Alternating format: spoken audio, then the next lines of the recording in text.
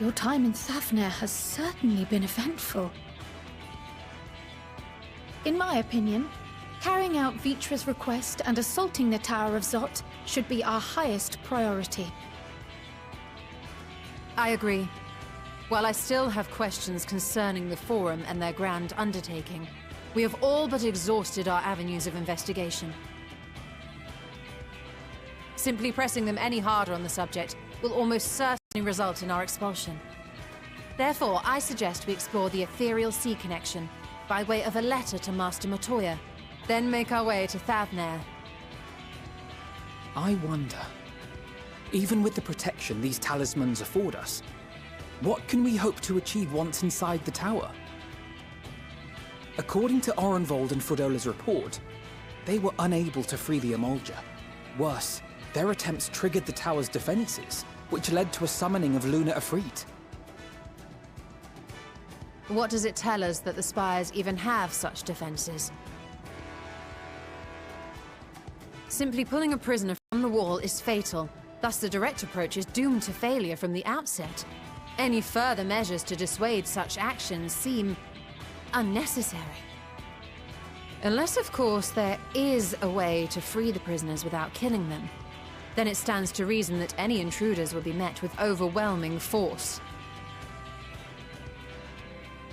The towers appeared throughout the world in but the twinkling of an eye. 'Twas by magical means these structures were raised, I surmise. A spire thus conjured must needs be maintained, and I suspect an arcane catalyst, some manner of core, doth lie hidden within. Destroy the core, and the tower ceaseth to be, thus liberating the captives without harm. So we can hope, and I would prefer to enter the tower with a working theory than with no plan at all. Assuming Ishtola's reasoning is correct, the chances of the defenses remaining dormant are small to none. Any primals will have to be dealt with, and defeating one will likely only lead to the summoning of another. Our every victory will only compound the prisoner's suffering. May we not then divide our forces? Those proficient in healing will focus on sustaining the captives. That duty can be covered by Urianger, Kryl, Yostola, and myself. The remaining Scions will proceed with the search for the core. Admittedly, this strategy puts both parties at greater risk, but it should bolster our chances of saving the Arcosodora by a considerable margin.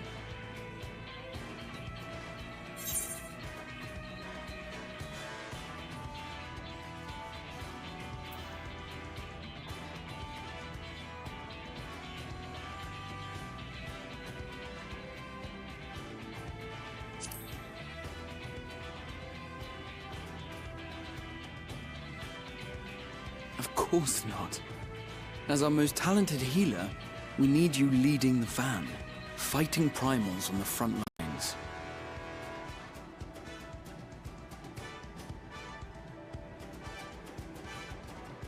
It seems we have a plan. All that remains is to carry it out. I will inform Rads at Han of our movements, so let us make our preparations and regroup near the tower.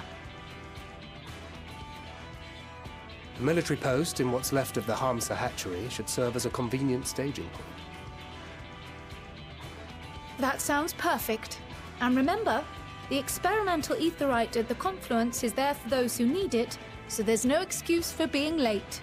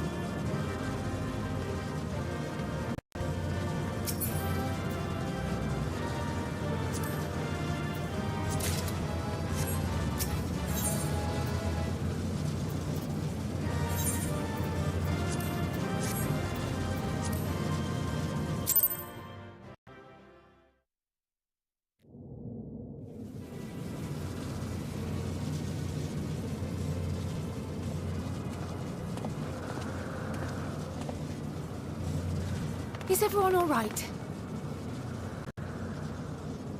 We fortified the captives with what magics we could. Have the defenses been disabled? All appears quiet for the moment. The lower floors were disturbing enough, but this place feels wrong. The ether is heavy and thick, like wading through a quagmire.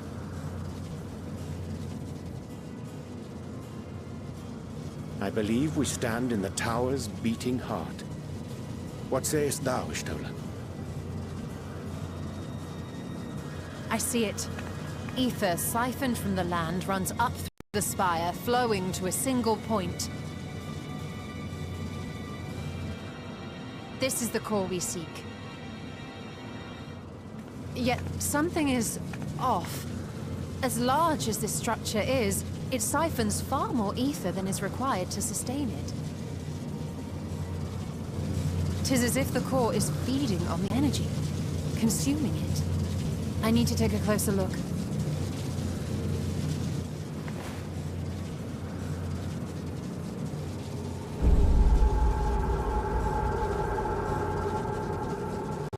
Curious. There is something there, embedded inside the core.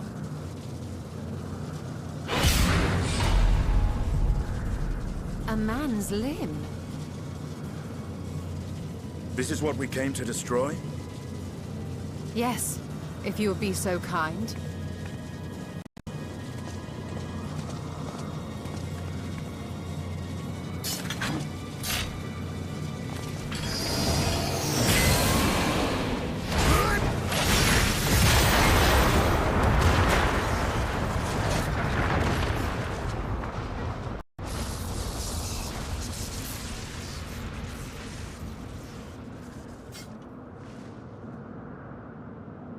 And that should be the end of it.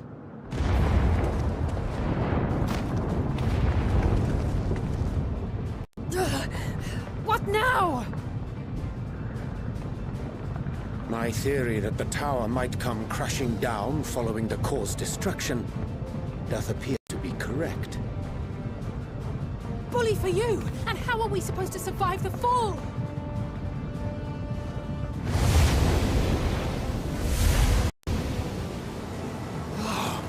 What of the prisoners below? The floor beneath our very feet dissolves.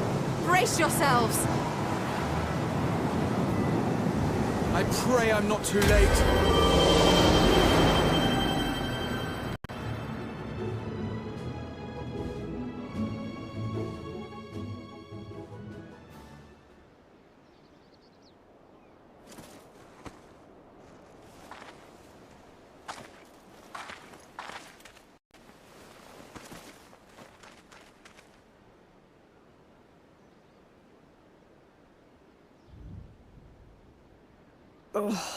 What happened?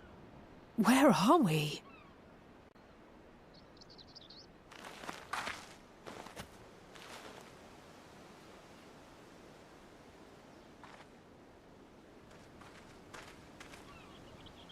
By my reckoning, we're still on the island where the tower stood. But 'tis as if it never existed. Hardly a scratch. But how?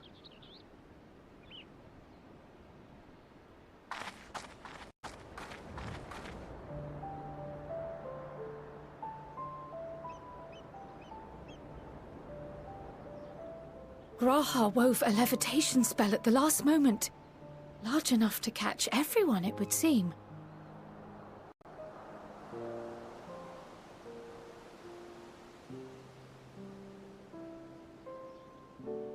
That explains the lack of obvious injuries.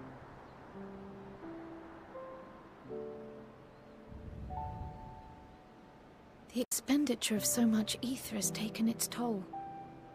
He will need plenty of rest, but should otherwise be none the worse for wear.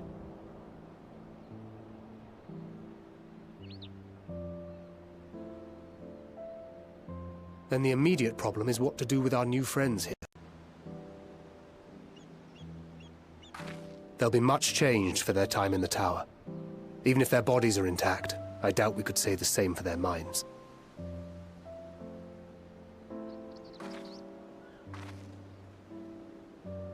Angelo and I will take care of that. I have every faith in you, Alize, but there are just too many for you to treat alone.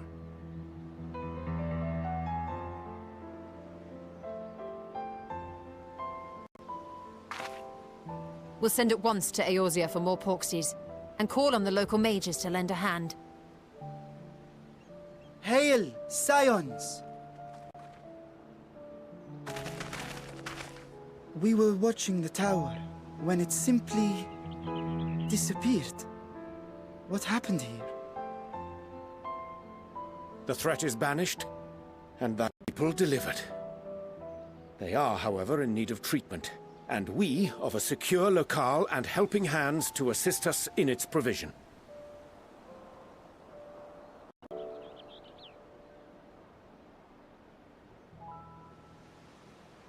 You shall have all this and more. Come, let us convey these unfortunate souls to the city.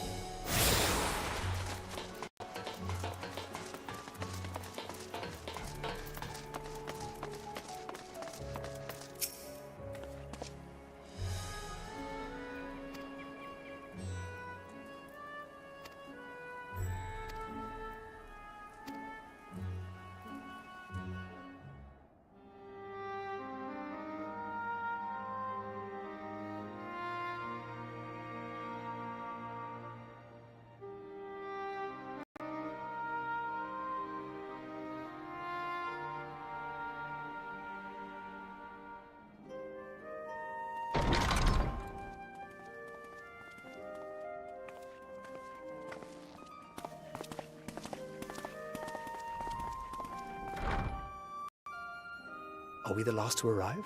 I hope we've not kept you waiting. Not at all. Your comrade is feeling better, I trust. Much better, thank you. Harness remedies are certainly potent, in more ways than one. One becomes accustomed to the taste, although I hope you never have cause to do so. Pray, take your ease.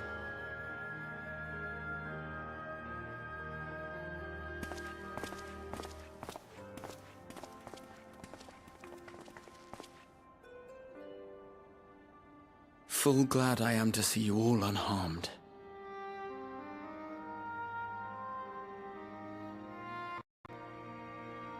Valiant scions, for your heroism, you have my boundless gratitude.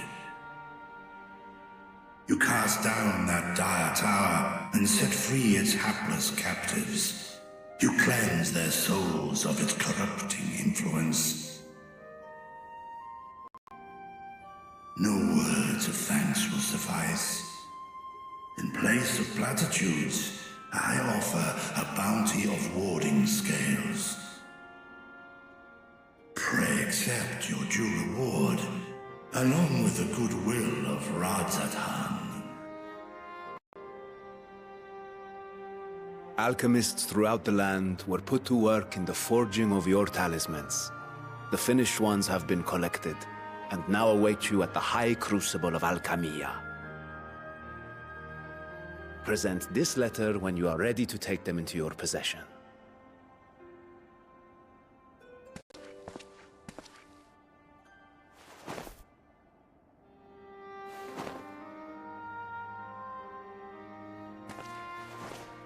We are humbled by your generosity. Know that the inventive wisdom of Radzat-Han will be vital in restoring serenity to our star. Every single one of those scales came from you, didn't they? You must still be in such pain.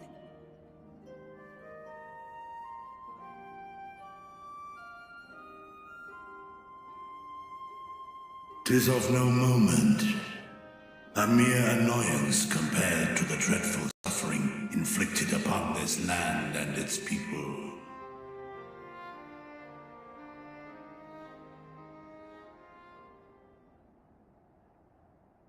Albeit brief, my involvement in the Dragonsong War afforded me a glimpse of the myriad sorrows which consumed both dragon and man.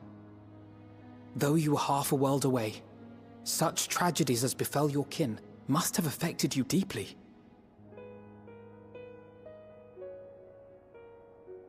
And yet, you chose to live among men.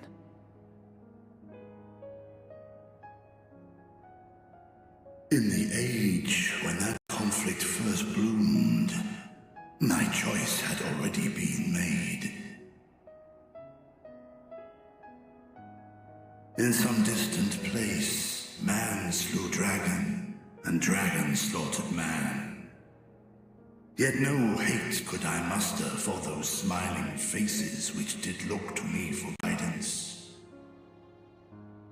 Not even my brother's righteous rage could rally me to his cause. I huddled here, secret and still, hoping against hope that which I had built would remain untouched by the chaos and carnage.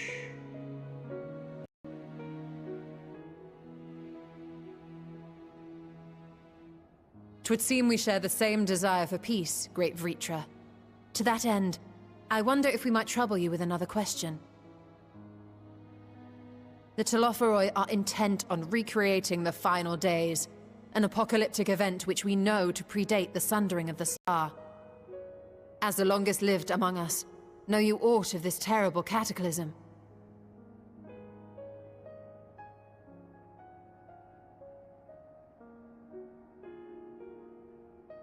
Nay.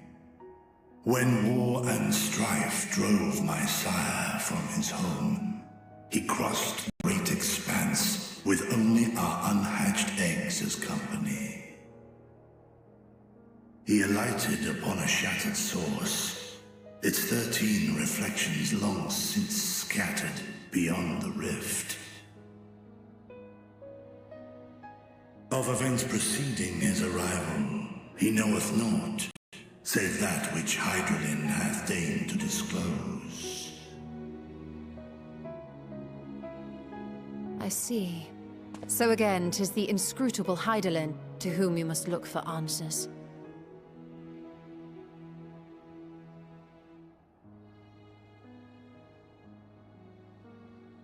Seek you to divine the will of this star? If so, I have a tale which may afford you some small comfort.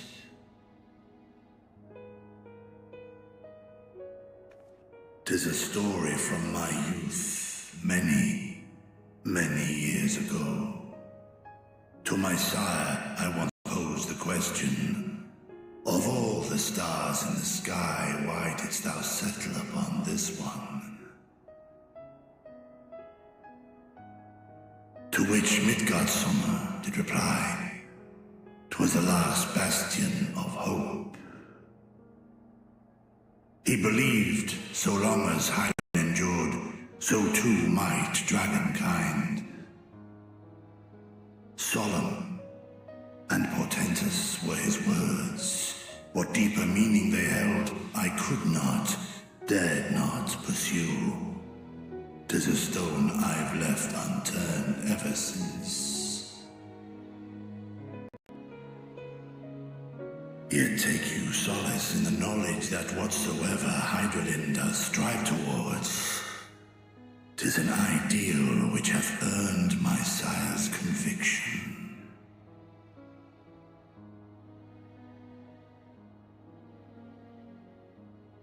Thank you, Vritra.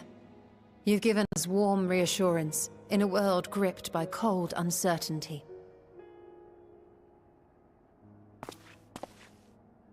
While I'm sure we all have a great many questions, I think it's time we collect the talismans and be on our way.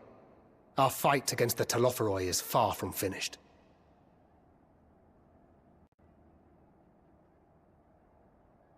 We must take our leave, but please do inform us if we can provide any further assistance.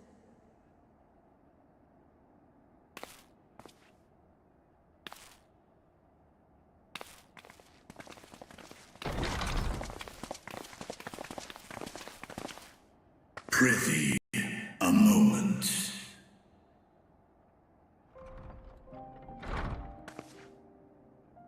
There is one whom my sire hath judged worthy of honor and respect. The one known to men as Eorzea's champion. This hero of renown and rumor. 'Tis thee.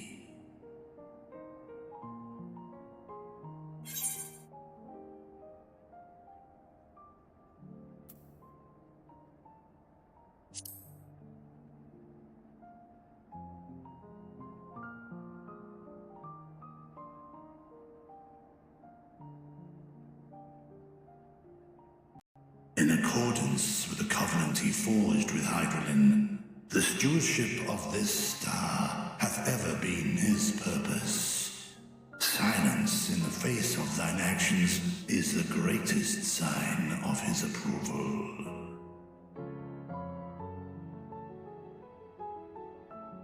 'Twas a revelation most pleasing that thou, a child of man, had gained Midgardsummer's trust. But alongside mine elation runneth a rivulet of dread. For upon thy life's reel wind too many threads of fate, power, wheel enmeshed with woe. Amidst this tangled knot thou shalt know no rest. 'Tis an endless confluence of forces, a struggle without surcease. More terrible still is the attrition wrought upon thy companions, as they are swept up in the storm of thine existence.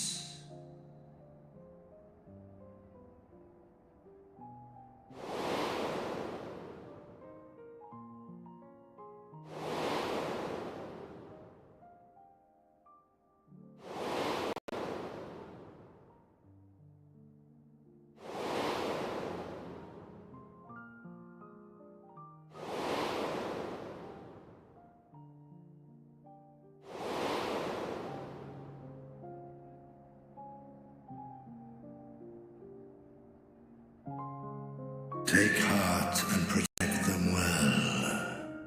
They will be your strength and your salvation. The hope thou wilt need come the end. Even cowering behind my curtain, I know the suffering of the powerful.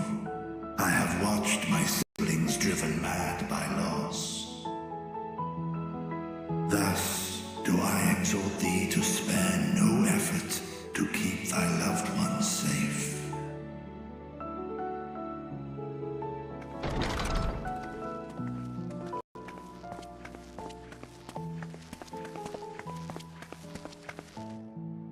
Apologies. We hadn't meant to interrupt. It's just that we do have a history of suddenly collapsing, and when you didn't follow us out...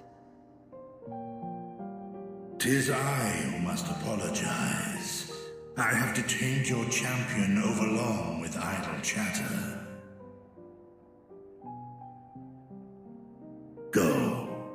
At war's end, I pray I welcome thee back into my hall, where together with thy joyful comrades, you may toast your triumph.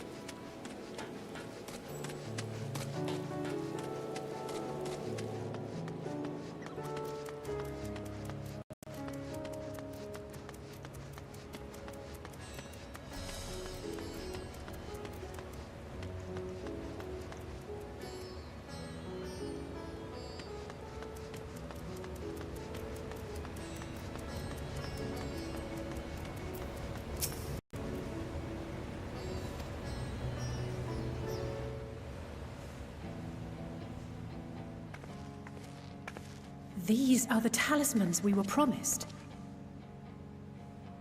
Yes, and I made a quick count. There are far more than we could have hoped for. Enough to outfit an entire company of soldiers, in fact. Considering the involved process, that they were able to manufacture so many in such a short span of time is nothing short of a miracle. Once we have distributed them to our allies in Eorzea and the Far East, we'll have a fighting chance to bring down the other spires, just as we did with the Tower of Zot. Or we could use them to invade Garlemald proper, and strike directly at the Telophoroid's base of operations.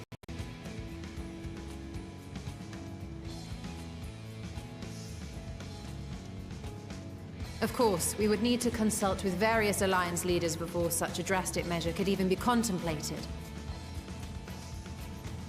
To which end, I could set out forthwith and present the idea to each of our allies in person.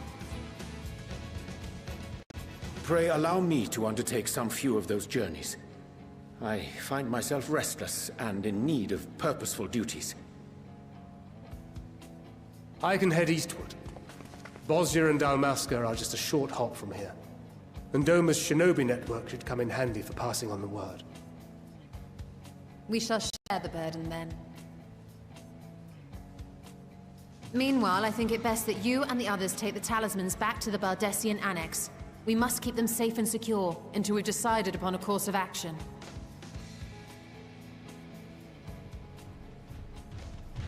Please, I must speak with you.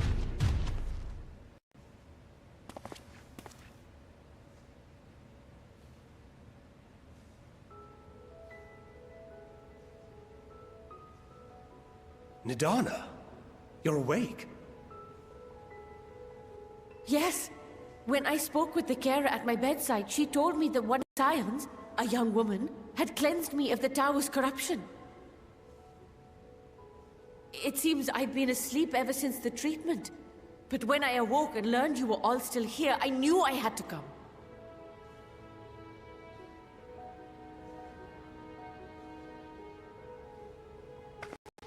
As you said, Nidana was captured only recently.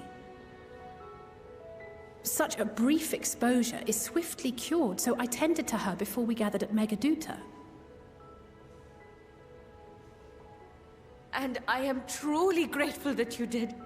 I cannot thank you enough. All of you, for everything you've done. Destroying the tower, rescuing our people.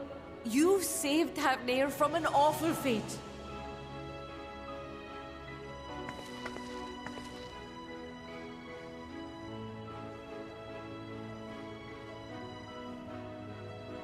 Yet who hath truly saved whom? Due in no small part to thine inspirational courage, the alchemists were successful in reproducing warding scales of proven efficacy. Replications of thy work now stand ready to travel across the seas, unto the hands of those who might wield them against this rising evil. The talisman? Is this true?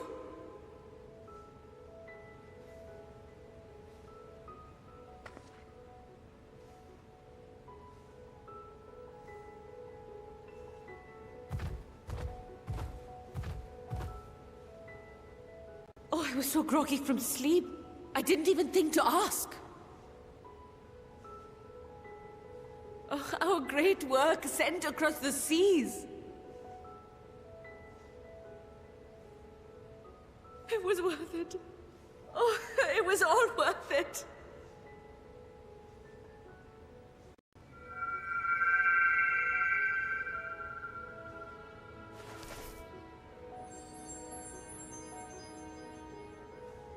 Look at that! Its color is completely changed.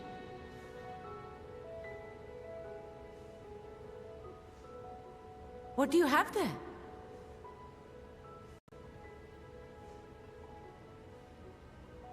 How unusual. I wonder if the effect is a reaction to Akasha. I'm afraid I'm not familiar with that term. Akasha? It is one of the unseen energies defined by Harnish alchemical theory. Though a gross oversimplification, some describe it as an essence influenced by feelings. You imply that it is distinct from ether? As foreign scholars often conflate the two, but we see them as separate concepts. Ether is an energy which permeates the land. It exists within animals, objects, even the air we breathe, affecting all through which it flows. Akasha, on the other hand, exists in a domain beyond our reach. A gift bestowed from on high, or torn from the heavens in some traditions. Akasha can neither be created nor destroyed. It is beyond our power to purposefully alter or manipulate. The only thing observed to influence it is an abundance of, I would say, spiritual emotion. As a veteran of the battlefield, surely you've experienced moments of desperation or exaltation when you've transcended the usual limits of your capabilities. That is a manifestation of Akasha, the invisible essence harnessed by heart, mind, and unyielding spirit. I really must hear more about this theory. Our disciplines are based entirely upon the idea that ether is the fundamental form of all energy. I'm glad my haphazard explanation has piqued your interest. But even for us, Akasha is a somewhat abstract field of study. A lack of practical application lends itself poorly to formalized research. Which is why my analysis of your flower can amount to little more than idle speculation. I am sorry. Nonsense! You have nothing to be sorry for. Your insight is much appreciated.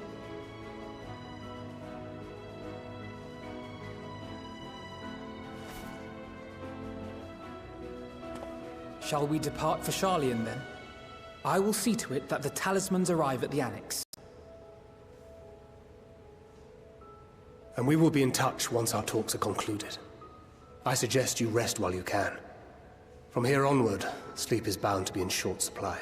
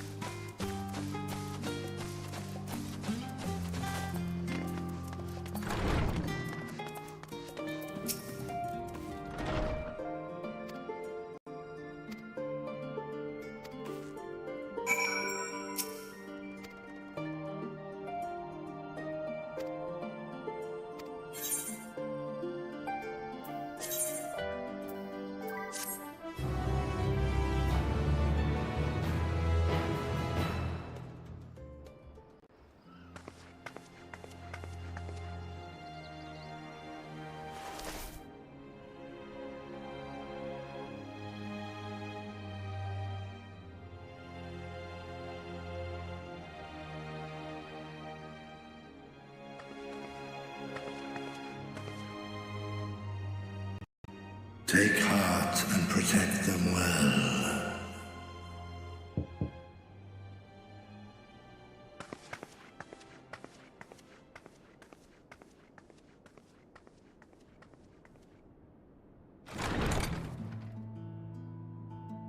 Good, you're here. You haven't eaten yet, have you? We've bought quite a spread if you're interested. Only the finest dining from the last stand.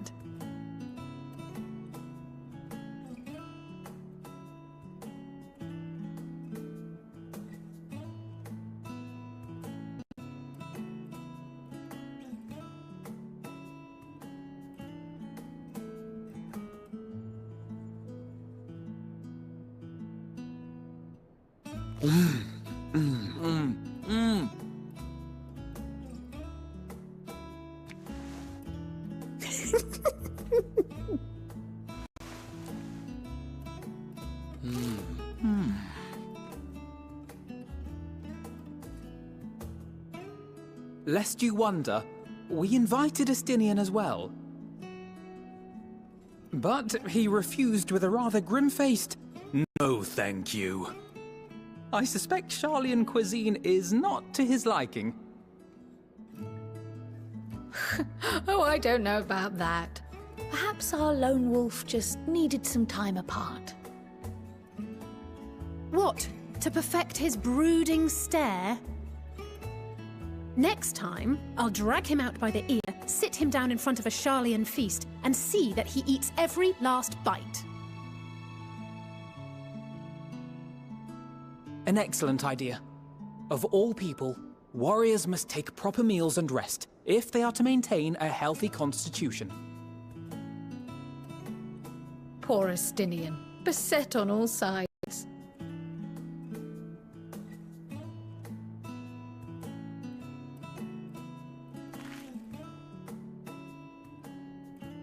Speaking of one's physical condition, Mistress Kryl, I hear you recently played literal host to Hydaelyn herself. And what an experience that was. Tiring, yes, but no lasting harm done.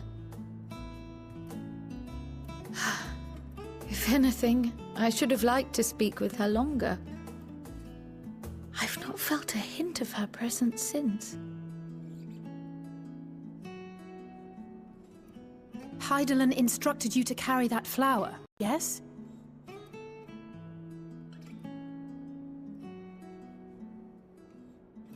Twill be your guide, test and proof of your conviction.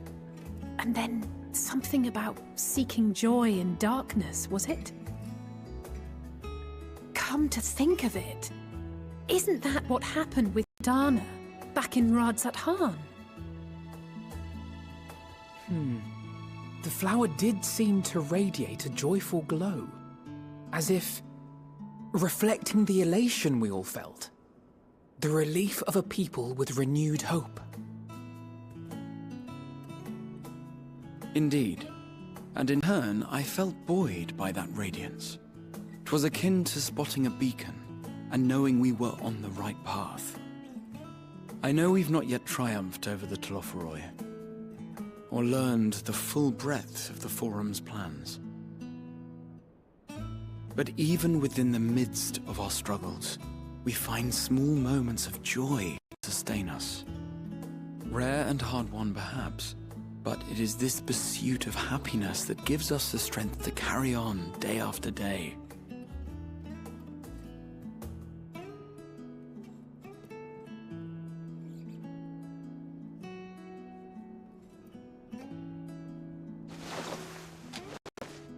Hey, that's mine. To the swift the spoils. Though I recall that levitation spell of yours was quick enough. Only barely. And even at my best, I'm still too slow to wield it effectively in battle. Mayhap I simply require more practice with this new magic. You unearthed it from the depths of Numenon, I presume? Aye, and from a veritable mountain of arcane tomes at that. 'Twas necessary to facilitate my solitary explorations. To put it simply, you used it to sneak around the forbidden archives. Yes. Well, after a fashion.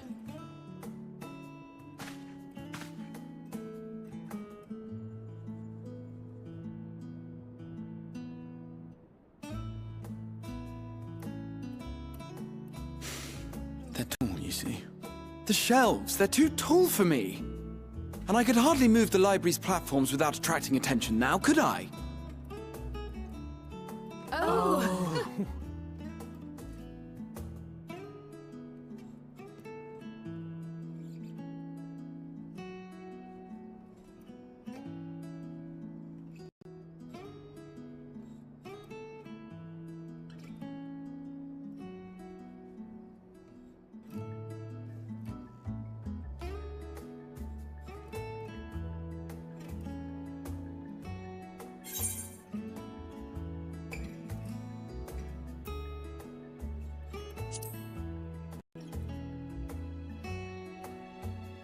I'm not that ambitious.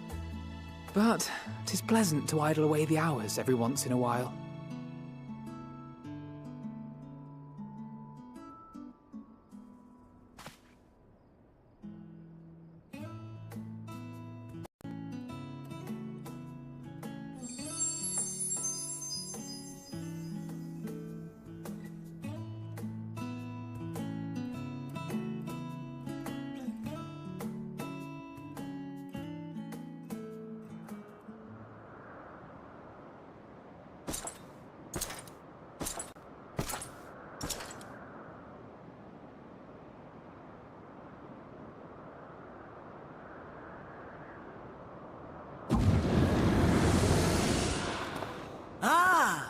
Enjoying the bracing cold, I see. Do you not own a warm coat or a cloak? Something in fur? Or fashioned from the skins of your enemies? Or... well, never mind that. I come to you once more as the bearer of bad news. Our tower in Thavnir has been toppled, and I need not tell you by whom. Given how many we have at our disposal, the loss of a single spire is hardly fatal to our plans. It does, however, slow the rate at which we siphon the ether. If they continue to preoccupy themselves with the towers, then all will be well.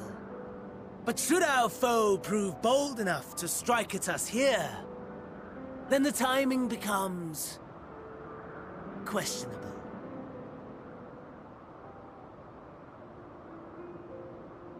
Our foe is bold enough. Of that, I can assure you.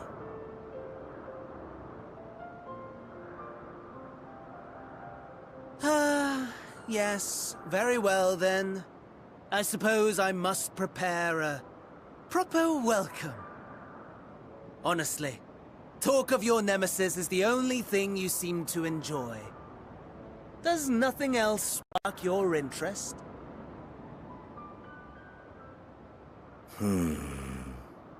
No.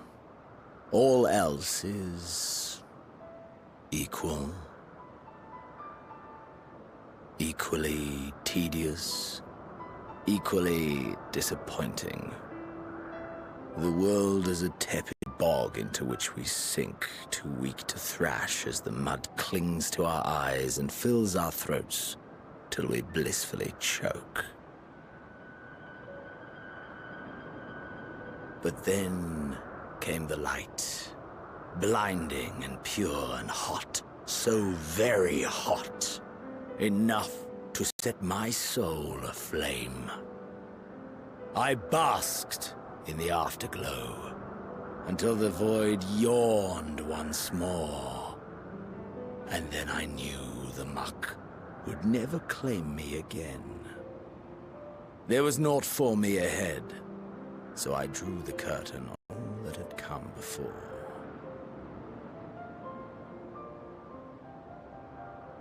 Burn. Burn. Let the whole star burn. I will have my contest. I will reclaim my moment.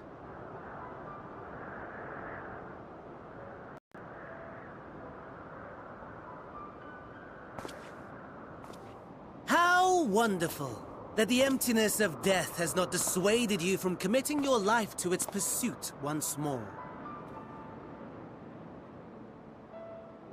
I don't know whether to envy you or pity you.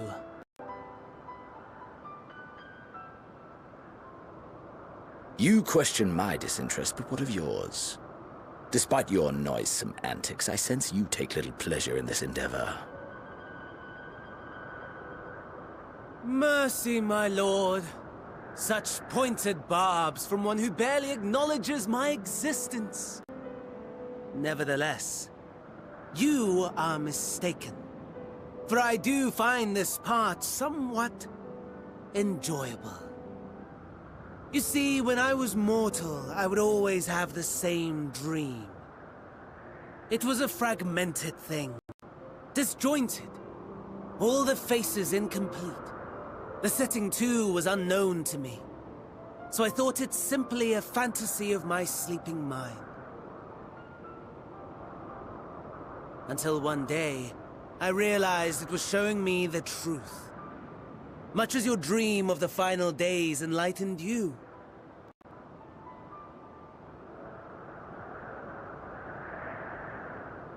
And soon, very soon, the rest of the world will see the truth of my dream, too. Yes, I think that is something we can both enjoy.